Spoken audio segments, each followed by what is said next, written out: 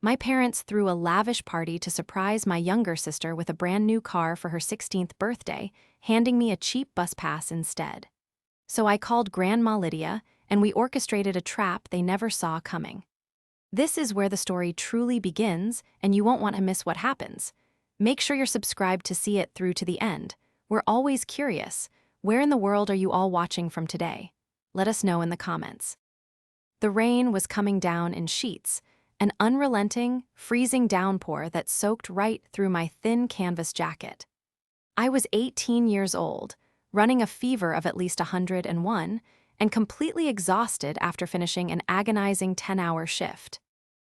As a freelance graphic designer who also juggled a full course load for my senior year of high school, I was used to being tired. But tonight, the fatigue was bone deep. My chest rattled with a heavy cough, and every step toward my house felt like wading through wet cement. I had called my mother, Gabriella, 3 times from the bus stop, begging for a ride home. The bus schedule had changed without warning, leaving me stranded in the dark for over an hour. On the 3rd call, she had finally answered, her voice dripping with annoyance over a loud, thumping bass line in the background. "Riley, I am incredibly busy right now. We have guests. Just figure it out," she had snapped before abruptly disconnecting the line. So I figured it out. I walked 3 miles in the freezing rain. When I finally turned onto our street, shivering violently, I stopped dead in my tracks. My vision blurred, partly from the rain and partly from sheer disbelief. There, parked squarely in the center of our driveway, was a gleaming, pristine white convertible. It was a luxury model, the kind that cost more than some houses, and strapped to its hood was an oversized, comically large red velvet bow. The headlights were on, illuminating the falling rain, and a small crowd of people stood on our covered porch, cheering and clapping. At the center of the crowd was my younger sister, Aria. She was turning 16 today. She was jumping up and down, squealing at a pitch that pierced right through my pounding headache, clutching a set of shiny new keys. Next to her stood my parents, Gabriella and Jacob, beaming with a level of pride I had never once seen directed at me. I dragged myself up the driveway, my wet sneakers squeaking loudly against the pavement. The moment I stepped under the porch awning, the joyful chatter died down. Gabriella turned to look at me, her manicured eyebrows knitting together in immediate disgust. She was dressed in a tailored silk blouse, looking every bit the successful real estate agent she loved to project to the world. "Riley, look at you. You're dripping wet on the mahogany decking," Gabriella scolded, her voice carrying over the remaining murmurs of the guests. She didn't ask why I was shivering or why my lips were practically blue. "I had to walk," I managed to say, my teeth chattering so hard I could barely form the words. "The bus never came. I told you I was sick." Jacob, my father, stepped forward. He always wore a perpetually exasperated expression whenever he had to deal with me. "Don't ruin your sister's moment with your drama, Riley. Today is about Aria. Look at this beautiful car we got her." "It's perfect, Daddy." Aria shrieked, hugging him tightly before turning her gaze to me. She looked me up and down, taking in my soaked, miserable state. "Maybe if you worked a little harder, you wouldn't have to walk in the rain, Riley." The sheer audacity of her statement left me breathless. I worked 7 days a week. Aria's most strenuous activity was filming dances for her aspiring social media career. But my parents just laughed, nodding in agreement. "Actually," Gabriella said, reaching into the pocket of her slacks with a theatrical sigh, "since we are in a giving mood, and since your 18th birthday was last month." She pulled out a small, rectangular piece of plastic and tossed it toward me. It clattered against the damp wood of the porch. I slowly bent down, my aching joints protesting, and picked it up. It was a city bus pass, not an annual pass, a monthly one. "We loaded 30 days onto it," Jacob said proudly, as if he had just bestowed upon me the greatest gift imaginable. "So you won't have to bother your mother for rides anymore. It's time you learned some independence." I stood there, a cheap piece of plastic in my trembling hand, looking at the $50,000 vehicle sitting in the driveway. The disparity wasn't just unfair, it was violently cruel. I looked at my mother's smug face, my father's dismissive posture, and my sister's mocking smile. In that exact moment, the last lingering thread of familial loyalty I held for them snapped. The betrayal was worse than the chill in my bones. The immediate aftermath of that night was a blur of physical agony and emotional numbness. I managed to retreat to my bedroom without saying another word, locking the door behind me. I peeled off my soaking wet clothes, the fabric clinging stubbornly to my feverish skin, and stepped into a scalding hot shower. The water beat down on my shoulders, but it couldn't wash away the profound sense of isolation that had settled heavily in my chest. For as long as I could remember, I had been an afterthought in my own home. But this was a loud, undeniable declaration of where I stood. After showering, I collapsed into bed, pulling every blanket I owned over my trembling body. My head pounded with a fierce intensity, my throat felt like it was lined with shattered glass, and yet I couldn't sleep. The image of that bright red bow and the mocking plastic bus pass played on a continuous, torturous loop behind my closed eyelids. Around midnight, long after the guests had gone home and the house had fallen quiet, I heard the jiggling of my doorknob. When it didn't open, a sharp knock followed. "Unlock it, Riley," Arya's voice floated through the wood, dripping with that sickeningly sweet tone she used when she wanted to inflict maximum damage. I didn't answer. I just closed my eyes tighter. "I know you're awake," she continued, her voice pressing closer to the door. "I just wanted to make sure you saw the leather interior. Mom and Dad sprang for the upgraded package. They said I deserved the absolute best because I have so much potential. It's a shame you can't say the same." Silence stretched between us, thick and suffocating. "It must really suck," Arya went on, a quiet, cruel laugh escaping her lips. "Knowing they just love me more. Knowing they'd rather spend a fortune on me than give you a single dime. You try so hard, Riley. You're always working, always designing, always stressing out. And for what? A piece of plastic for the city bus. Honestly, it's pathetic." Every word was designed to wound, meticulously crafted by a 16-year-old who had never known a day of struggle. I remained perfectly silent, staring at the ceiling in the dark. My hands curled into tight fists beneath the blankets. I let her words wash over me, not with defeat, but with a sudden, crystal-clear realization. Arya, Gabriella, and Jacob believed they held all the cards. They believed my silence was a submission, that my independence was a punishment they were inflicting upon me rather than a shield I had built to survive them. They thought I was weak because I never fought back, because I absorbed their neglect without screaming. But they had forgotten one crucial thing. They had forgotten that while they were busy playing favorites and squandering their resources on maintaining an illusion of wealth, I had been paying attention. I knew their secrets, I knew their financial reality, and most importantly, I had a silent ally they foolishly believed they controlled. "Enjoy the car, Arya," I finally whispered into the dark room, my voice raspy and raw. She couldn't hear me through the door, but it didn't matter. The gears in my mind were already turning, shifting from the passive grief of a neglected daughter to the cold, calculating strategy of someone who was about to rewrite the rules of the game. The favoritism hadn't started with the car. That was simply its grandest manifestation. Looking back, my entire childhood was a masterclass in unequal sacrifices. While Gabriella and Jacob spent their evenings attending high-profile, networking, dinners, and exclusive country club mixers to project an image of immense wealth, I was the one at home raising Arya. By the time I was 12, I was cooking her dinners, helping her with her homework, and ensuring she was bathed and in bed.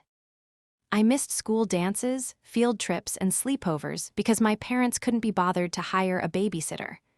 "We rely on you, Riley," Gabriella would say, applying her expensive lipstick in the hallway mirror before rushing out the door.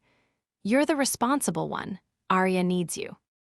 But that responsibility never translated into reward or even basic respect. When I wanted to take an advanced graphic design course, I was told there was no money in the budget, forcing me to take on freelance commissions at 14 just to pay for my own software and laptop. Meanwhile, Arya's expensive dance lessons, designer clothes, and latest smartphones were always funded without a second thought. Gabriella was the true architect of this dynamic. At 45, She was a real estate agent obsessed with the aesthetics of success. Everything about her was polished, from her immaculately highlighted hair to her practiced, dazzling smile. But behind closed doors, she was deeply disingenuous. She constantly boasted about her sales figures and high commissions to her friends, but I had seen the late notices hidden in the mail. I had heard the hushed, panicked arguments between her and Jacob, a 48-year-old mid-level manager who simply nodded along to whatever reality Gabriella chose to construct. What truly raised my suspicion over the years, however, was Gabriella's disturbing fixation on Grandma Lydia. Grandma Lydia, my mother's mother, was a 72-year-old retired accountant who possessed a sharp mind and an impressive, self-made portfolio. She lived a comfortable, quiet life in a neighboring state, unaware of the daily miseries I endured. Whenever Grandma Lydia visited, Gabriella's behavior transformed entirely. She would become the doting, attentive daughter, constantly steering conversations toward Lydia's estate, her investments, and her will. "You know, Mom," Gabriella would casually drop over dinner during one of Lydia's visits, her eyes gleaming with a predatory focus. "The market is so volatile right now. Jacob and I have such a wonderful financial planner. We could really help you manage your assets so you don't have to worry in your old age." Grandma Lydia would politely decline, her shrewd eyes missing nothing. But Gabriella never stopped trying. She used the generous monthly financial allowances Lydia provided to help with the girls' education to fund her own lavish lifestyle and Arya's endless demands. I hadn't seen a single penny of Grandma Lydia's educational allowance. Gabriella and Jacob had built a house of cards, funded by deception and held together by my forced, unpaid labor. They believed they were untouchable, perfectly insulated in their bubble of arrogance. But as my fever finally broke the morning after the disastrous car reveal, I knew it was time to tear that house down. I picked up my phone, scrolled to Grandma Lydia's contact, and hit dial. It was time she knew exactly where her money was going. The phone rang 3 times before Grandma Lydia answered. The sound of her steady, calm voice, "Hello, Riley, dear, how are you feeling?" nearly broke the dam I had been building inside me all night. I didn't cry, though. I was far past the point of tears. Instead, a cold, hardened resolve settled over my chest. "Grandma, I need to tell you some things," I began, my voice still raspy from the lingering cough, but steady. "And I need you to listen to everything before you say anything back." For the next 45 minutes, I didn't hold anything back.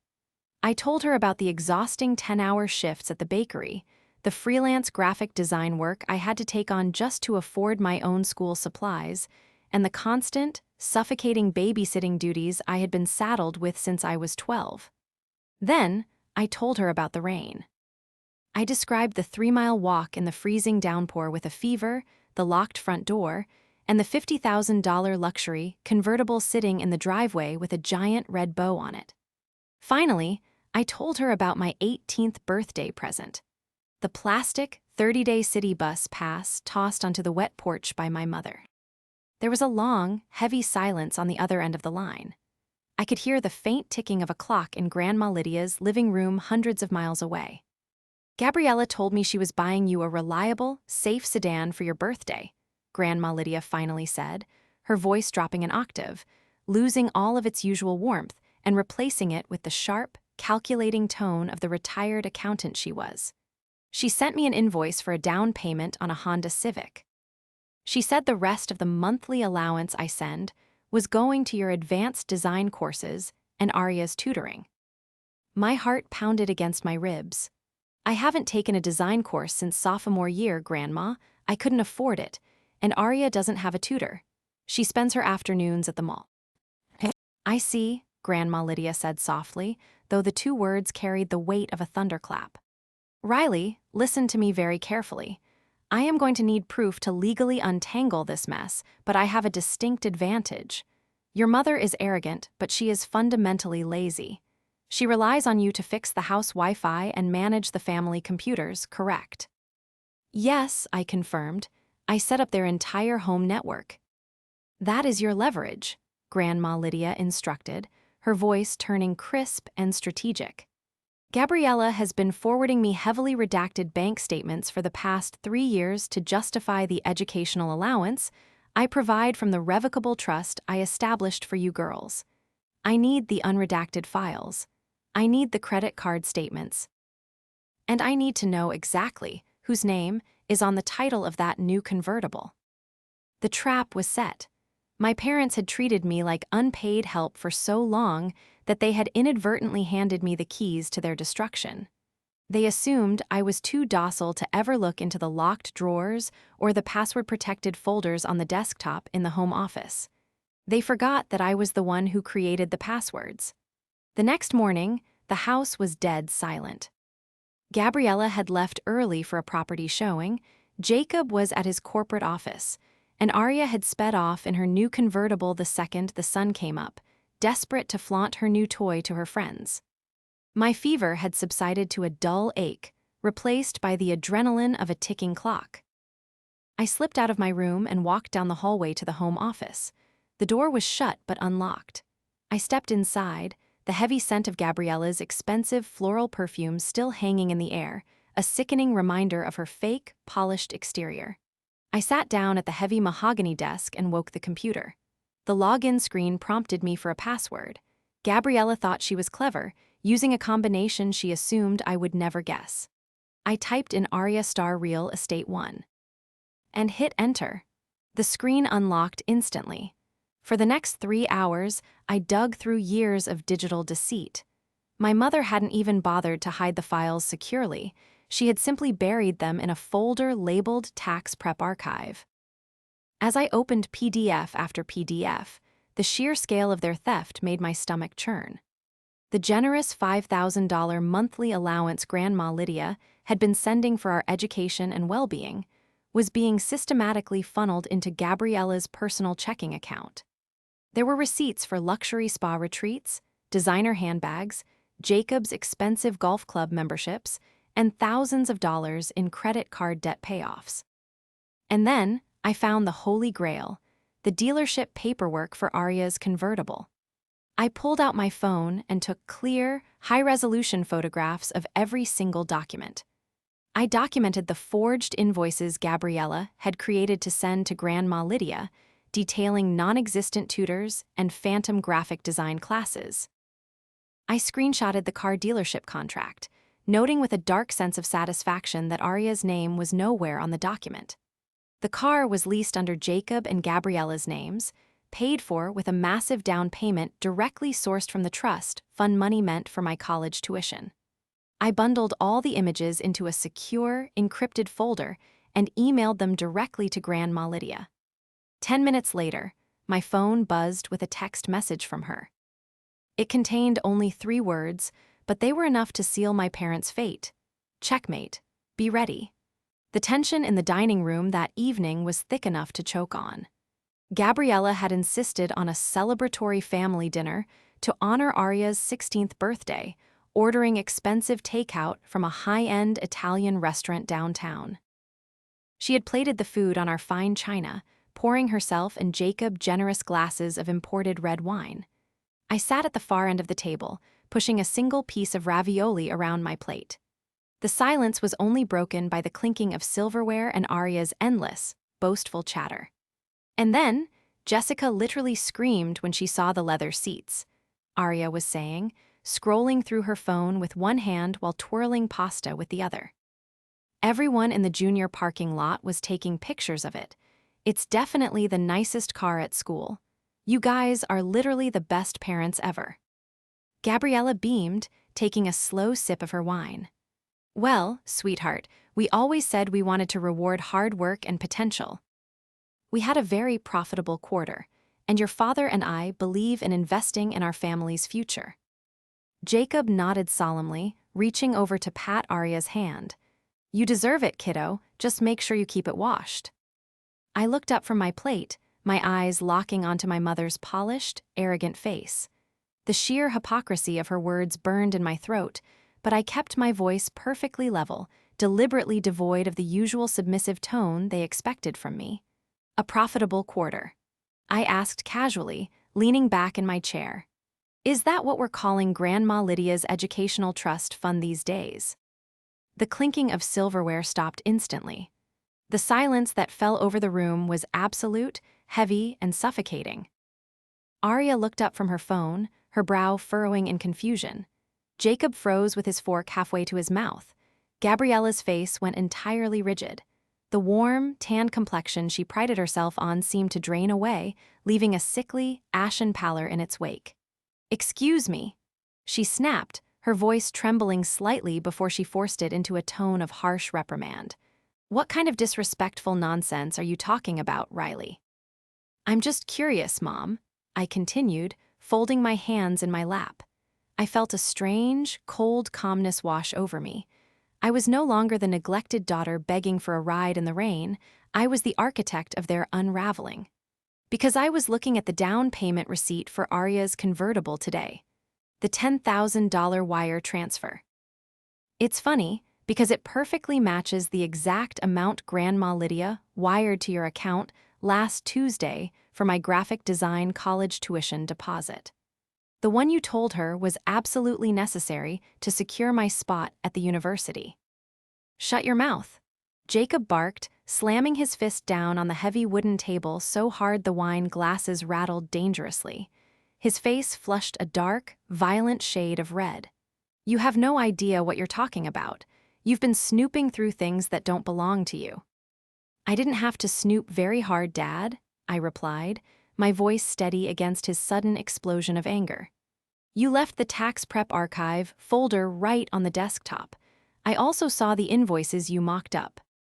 You know, the fake ones for the Honda Civic you supposedly bought me for my birthday. The one that somehow materialized as a 30-day bus pass." Arya looked back and forth between us, her phone slowly lowering to the table. "Mom, what is she talking about? You said you paid for my car with your commission from the Miller estate." Gabriella scrambled, her eyes darting frantically around the room as if looking for an escape route. "Riley is lying, Arya. She's jealous. She's always been intensely jealous of you, and now she's making up vicious, insane stories to ruin your special day. Grandma Lydia agreed to let us redirect some of the funds for general household expenses. It's perfectly legal." "Redirect?" I echoed, letting out a sharp, humorless laugh. "You forged her signature on the quarterly ledger, Mom, and you didn't just steal my tuition. You've been siphoning the $5,000 a month meant for both of our educations for 3 years.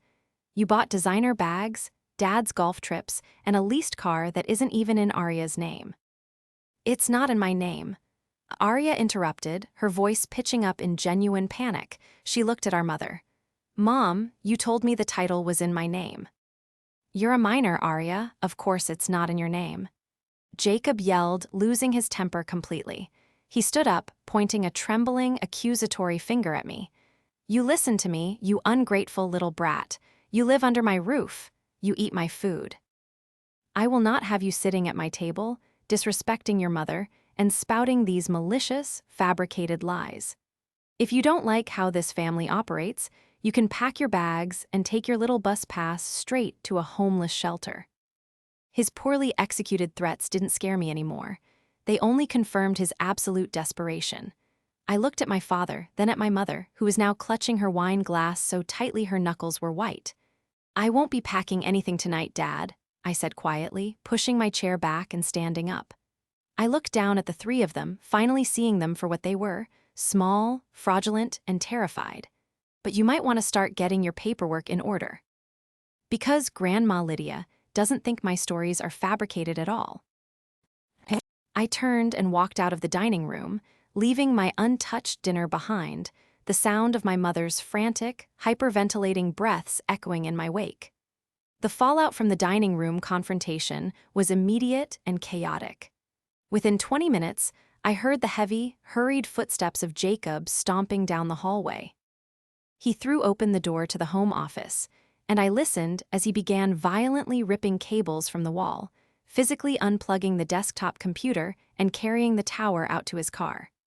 A few moments later, my phone lost its Wi-Fi connection. Gabriella had frantically logged into the router and changed the network passwords, effectively trying to cut off my communication with the outside world. She paced the living room for hours, making hushed, panicked phone calls, her voice occasionally rising in shrill defense as she spoke to what I could only assume were her banking contacts or perhaps even a lawyer. They thought confiscating the hardware and blocking the internet would stop me. They didn't realize that the encrypted files were already sitting safely in Grandma Lydia's inbox, and my cell phone still had a perfect data connection. Their desperate attempts to regain control were like trying to plug a bursting dam with a single piece of tape. The next afternoon, while my parents were out trying to secure a sudden loan to cover the missing trust funds, I found Arya sitting on the edge of the driveway. The bright red bow had been discarded in the garage, and she was staring blankly at the white convertible. The usual arrogant swagger she carried was entirely gone, replaced by a tense, nervous energy. I walked out and stood a few feet away from her. She didn't look at me, but she didn't tell me to go away either. "They're going to take my phone next, you know," Arya said quietly, her voice devoid of its usual mocking tone. She picked at a loose thread on her designer jeans. "Mom came into my room last night crying. She said you were trying to destroy the family. She said you contacted Grandma and filled her head with lies because you're bitter." "Do you really believe that, Arya?" I asked, keeping my distance. "Look at how they're acting. Dad practically dismantled the office." "Mom is terrified. Do innocent people act like that?" Arya crossed her arms tightly over her chest, a defensive posture. "They bought me the car. They wanted me to be happy. You're just trying to take it away because you got a bus pass. Mom said she has the paperwork to prove Grandma approved the household spending." I sighed, pulling my phone from my pocket. I knew Arya was struggling. For 16 years, she had been the golden child, insulated from the reality of our parents' financial manipulations. Recognizing that her entire privileged existence was built on theft from her own sister, no less, was a bitter pill she was actively resisting. "I'm not trying to take your car, Arya," I said softly, "but you need to see the truth, not what Mom tells you." The actual, irrefutable truth. I opened the secure folder on my phone and walked over, holding the screen out to her. I didn't show her my missing tuition receipts. I knew she wouldn't care enough about those to break her loyalty. Instead, I pulled up a different file I had uncovered during my deep dive into the archives. "Look at this," I instructed. Arya reluctantly leaned in. It was a scanned document from 3 years ago. It was a withdrawal slip from a savings account. "That's my account," Arya whispered, her eyes widening as she read the account number. It was the college savings account Grandma Lydia had specifically set up for Arya when she was born, separate from the monthly educational allowance. "Look at the amount and look at the signature," I pointed out. The withdrawal was for $22,000, the entirety of the account. The signature at the bottom read Lydia Vance, but the handwriting was unmistakably Gabriella's loopy, dramatic script. "Mom forged Grandma's signature and emptied your college fund 3 years ago, Arya," I explained, my voice steady, letting the reality of the document sink in. "I found the corresponding deposit slip. She used your entire savings to pay off 2 massive credit card bills, and to fund that 2-week networking retreat she and Dad took to the Bahamas. Grandma's monthly allowance. That's what they've been using to keep up appearances and buy your silence ever since." Arya's hands began to shake as she stared at the screen. The defensive wall she had built around her parents began to fracture, the undeniable proof staring her right in the face. "They wouldn't," she started to say, but the words died in her throat. She looked at the white convertible, the symbol of her parents' supposed love, and the realization finally hit her. It wasn't a gift. It was a bribe purchased with stolen money to keep her blind to their fraud. Before Arya could process the magnitude of the betrayal, the sound of tires crunching on gravel shattered the quiet afternoon. A sleek, black town car pulled smoothly into our driveway, parking directly behind the leased convertible, blocking it in completely. The driver's side door opened, and a man in a sharp suit stepped out, moving to open the rear passenger door. A sleek, silver-headed woman stepped out into the afternoon sun, carrying a leather briefcase. She adjusted her designer sunglasses and looked up at the house, her expression carved from absolute ice. Grandma Lydia had arrived, and she had brought her lawyer. Grandma Lydia did not knock. She simply opened the heavy oak front door and stepped into the foyer, the sharp click of her heels echoing through the house. The lawyer followed closely behind, shutting the door with a quiet, terrifying finality. I walked in right behind them, with Arya trailing slowly, her face pale and her hands still trembling from the revelation in the driveway. As if orchestrated by some cruel, cosmic sense of irony, Gabriella and Jacob were not alone in the house. To fully capitalize on the facade of their wealth and Arya's birthday weekend, Gabriella had invited her managing broker, a woman named Cynthia, and two high-net-worth prospective clients over for afternoon cocktails. They were all gathered in our expansive living room, sipping champagne. When Gabriella saw her mother walk in, accompanied by a man in a bespoke suit, the fake, dazzling smile she had plastered on for her clients instantly faltered. "Mother," Gabriella asked, her voice tight, quickly setting her champagne flute down on the glass coffee table. "What on earth are you doing here? We weren't expecting you." "I'm sure you weren't, Gabriella," Grandma Lydia said, her voice cutting through the soft jazz playing on the stereo like a blade. She didn't offer a hug or even a polite nod to the guests. She walked straight to the center of the room. "And I am not here for a social visit. This is Mr. Sterling. He is my legal counsel." Jacob stood up from his leather armchair, puffing out his chest in a desperate attempt to assert control in front of the strangers. "Lydia, this is highly inappropriate. We have company. Whatever this is, it can wait until Cynthia and the Hendersons leave." "No, Jacob, it absolutely cannot," I said, stepping out from behind Grandma Lydia. The guests exchanged uncomfortable glances. Cynthia cleared her throat, clearly sensing the impending disaster. "Gabriella, maybe we should go." "Stay exactly where you are," Grandma Lydia commanded, her tone brokering absolutely no argument. She looked at Gabriella's broker. "If you are doing business with my daughter, Cynthia, I highly suggest you listen to what is about to be said.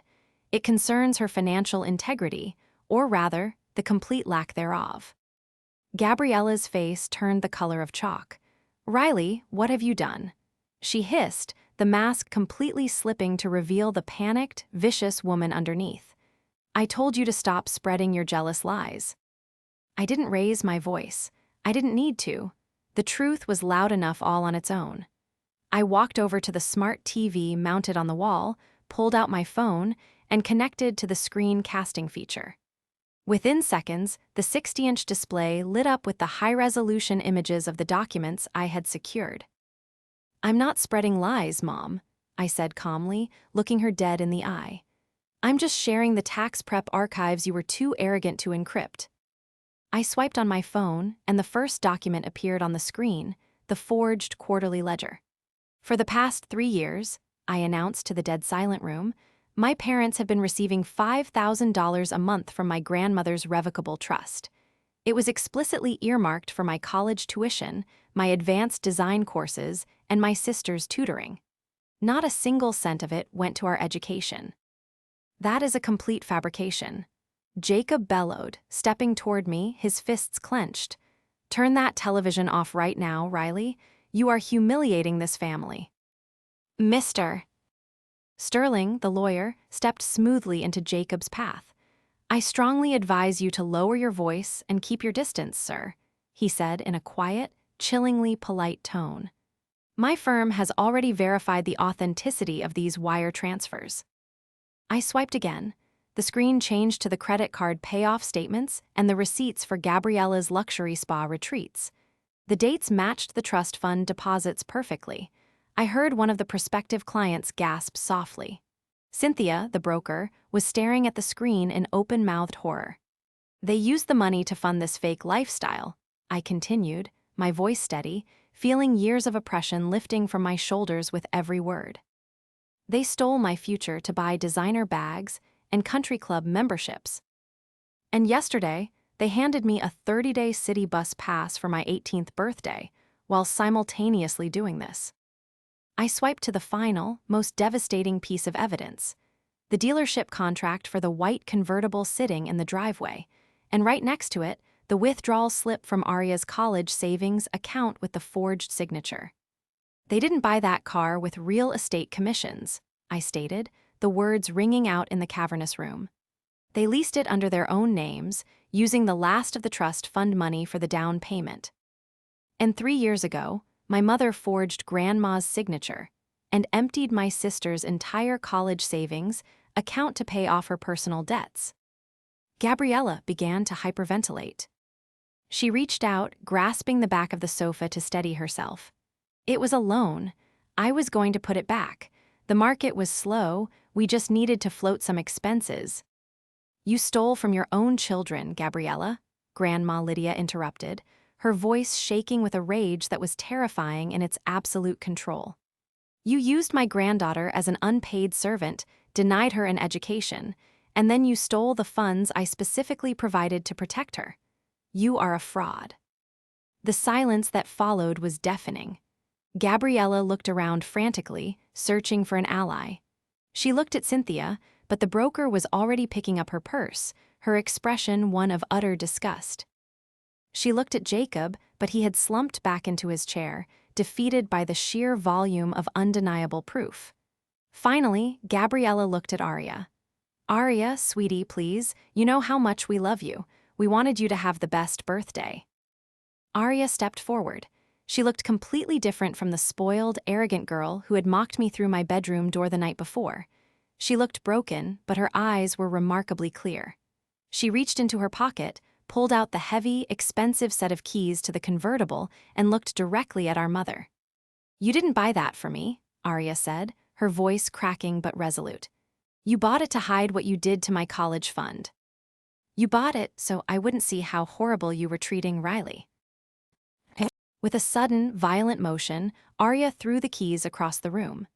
They hit the glass coffee table with a loud, shattering crack, sending a spiderweb of fractures through the expensive surface. "I don't want your fake car," Arya cried, tears finally spilling down her cheeks. She walked across the room, completely ignoring our stunned parents, and stood firmly right next to me and Grandma Lydia. "I'm leaving with them." The downfall of Gabriella and Jacob was swift, merciless, and absolute. Mr. Sterling did not leave the house that afternoon until he had handed my parents a thick folder of legal demands. Grandma Lydia gave them two choices. They could voluntarily liquidate their assets, including the house and Jacob's retirement accounts, to fully repay the stolen trust funds and Arya's college account, or Mr. Sterling would turn the entire mountain of evidence over to the authorities and press formal charges for wire fraud, embezzlement, and forgery. Faced with the terrifying prospect of prison time, their arrogance completely evaporated. They chose to liquidate. Within a week, the luxury convertible was repossessed by the dealership due to breach of contract. The house was listed for a rapid, below-market value sale. Cynthia, horrified by the public exposure of Gabriella's lack of ethics, immediately terminated my mother's contract with the real estate brokerage, ensuring she would struggle to ever work in the local industry again. The polished, wealthy facade they had sacrificed their children to maintain was reduced to a pile of unpaid bills and legal notices.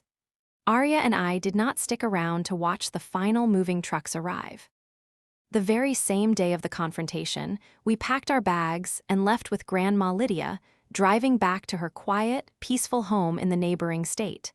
For the first few days, the transition was difficult. Arya was grieving the complete destruction of her reality. She spent hours in her new room, crying. But one evening, as I was sitting on Grandma Lydia's back porch sketching on my iPad, the screen door creaked open. Arya walked out, wrapping a heavy cardigan around herself, and sat down on the wicker chair next to me. We sat in silence for a long time, listening to the crickets. "I'm sorry," Arya whispered, her voice barely audible over the night breeze. She didn't look at me, keeping her eyes fixed on the wooden floorboards. "I was horrible to you, Riley, for years. I let them treat you like a maid, and I joined in because it made me feel special. I was so stupid." I stopped sketching and looked at my younger sister. Without the designer clothes and the arrogant smirk, she just looked like a scared, lost teenager who had been manipulated by the two people who were supposed to protect her.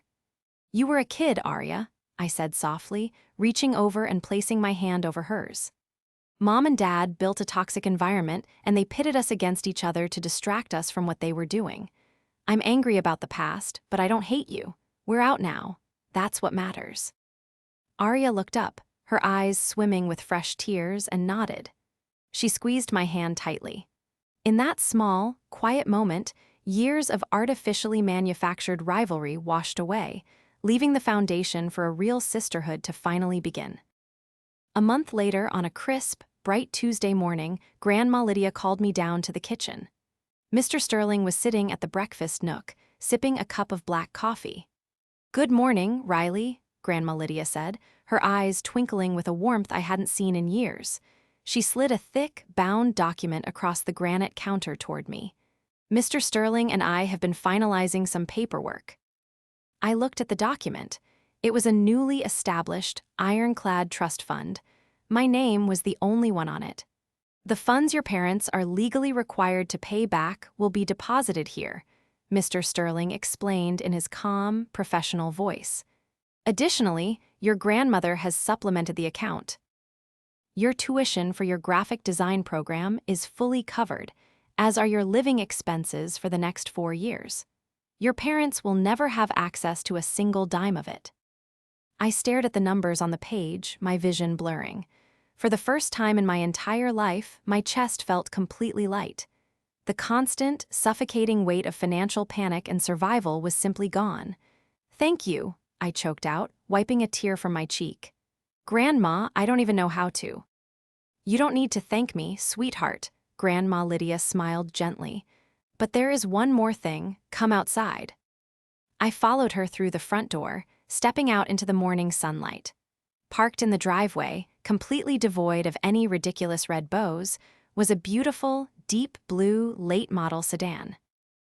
It wasn't flashy, it wasn't a luxury convertible, but it was sturdy, reliable, and perfectly maintained. Grandma Lydia held out a single silver key. "It's fully paid off," she said, her smile widening into a grin. "The title is in your name, Riley. No one can ever take it from you. You won't be needing that bus pass anymore." I took the key, feeling the cool metal press into my palm. I looked at the car, then back at my grandmother, and finally I let out a laugh, a real, genuine laugh that echoed down the quiet street. The next few months were a blur of positive motion. I enrolled in the top graphic design program in the state, completely unburdened by debt. Arya transferred to a new high school, stripped of her toxic friend group, and actually started studying, working part-time to rebuild the savings our mother had stolen. We heard through the grapevine that Gabriella and Jacob had moved into a cramped, one-bedroom apartment on the other side of the city, drowning in legal fees and social exile.